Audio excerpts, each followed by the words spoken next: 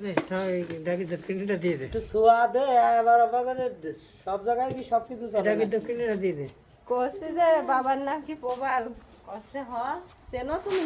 বলছি হ্যাঁ। জিজ্ঞাসা তাহলে করতেছি, আমার তাও আমার ফাঁকি দিয়ে চলে গেল। প্রতিবারই তো চলে যায়, যাওয়ার দরকার আরো আগে। কবে গেছে? কালকে গেছে। কালকে গেছে। এই তো আজকে সুন্দর, সমস্যা নেই।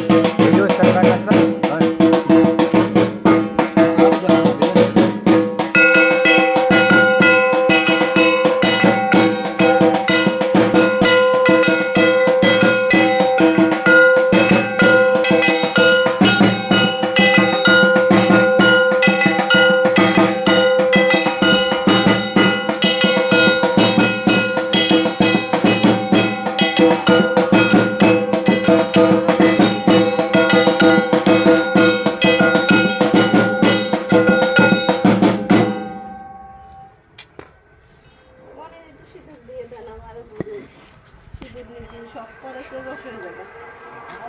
বাবা গেছে, ছেলে পেলেও ওর মানুষে আছে বেতন দেও, 12 বছর হলে বেতন দেয়। মানুষে আছে, ওর বাবাই করেছে। এ পেটে থাকতেও বলেছিল যে যদি আমার ছেলে হয় আবারও ভালোভাবে সুস্থ হলে আবার 12 বছরে বেতন দিয়ে নিয়ে আসবো। বাবা আচ্ছা ওই জায়গা কোনো আত্মীয় বাড়ি নাকি?